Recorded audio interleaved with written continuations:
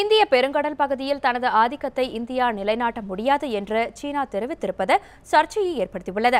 சீன பாதுகாப்பு நிபுணரின் கருத்து இலங்கையில் சீனா மேற்கொள்ளும் கூட்டு முயற்சிகளின் பின்னணியில் முக்கியத்துவமிக்க வாய்ந்ததாக கருதப்படுகிறது. இந்திய மகாசமுத்திரத்தில் தனது ஆதிக்கத்தை இந்தியா நிலைநாட்ட முடியாது என்று சீனா கூறியுள்ளது. சீன பாதுகாப்பு நிபுணரின் கருத்து இலங்கையில் சீனா மேற்கொள்ளும் கூட்டு முயற்சிகளின் பின்னணியில் முக்கியத்துவம் வாய்ந்ததாக கருதப்படுகிறது.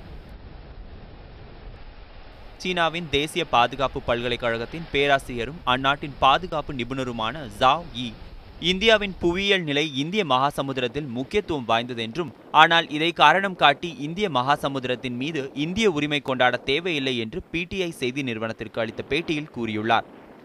இந்திய மகாசமுத்திரத்தை அமெரிக்கா, ரஷ்யா, ஆஸ்திரேலியா போன்ற நாடுகள் கப்பல் வழி வணிகத்திற்கு உபயோகிக்கின்றனர்.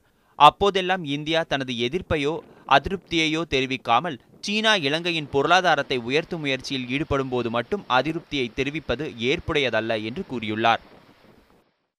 சீனாவுடைய நோக்கமே இந்து மகாசமுத்திரத்தினுடைய ஆதிக்கம். இந்த நோக்கம் என்ன? இந்து மகாசமுத்திரத்தை சீனா காக்க வேண்டும். எதற்காக காக்க வேண்டும்? அவருடைய ரா மெட்டீரியல், அவருக்கு தேவையான பொருட்கள், கச்சா பொருட்கள் எல்லாமே அந்த மகாசமுத்திரத்தின் வழியாகத்தான் செல்கிறது. அதை நாங்கள் பாதுகாக்க வேண்டும் என்பதுதான். அது இந்தியாவுக்கு எதிரானது என்று நினைக்கலாம். அதை பற்றி தவறு. இந்தியாவுடைய அந்த மாதிரி ஒரு நோக்கம் இருக்கிறது. ஆனால் முழுக்க முழுக்க அப்படித்தான் என்று நம்ம சொல்ல முடியாது. சென்ற வருடம் சீனா நீர்மூழ்கி கப்பலை கொலம்போவின் துறைமுகத்திலும் சமீபத்தில் கராச்சியிலும் நிறுத்தியது பெரும் சர்ச்சையை ஏற்படுத்தியது குறிப்பிடத்தக்கது. இலங்கை உறவு சீனாவுக்கு முக்கியமானதுதான். ஆனால் அவர்களுடைய தொலைநோக்கு பார்வை அதைவிட முக்கியமானது சீனாவுக்கு. இலங்கை அரசாங்கம் சீனாவோட ஒத்து போறது, அவனோட இண்டஸ்ட்ரீஸ் கோஆபரேஷன் இதெல்லாம் இருக்கிறதெல்லாம் கரெக்ட் தான்.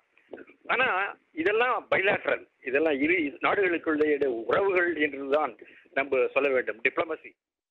சமீபத்தில் கண்காணிப்பு ஆராய்ச்சியாளர் வெளியிட்ட அறிக்கையில் 21ஆம் நூற்றாண்டில் இந்திய மகாசமுத்திரத்தில் தனி பங்கு வகிக்கும் என்றும், இதன் காரணமாக அப்பிரதேசத்தில் உள்ள நாடுகளிடையே கடும் போட்டி நிலவும் சூழலும் ஏற்படும் என்பதும் கூறப்படுகின்றது என்றார்.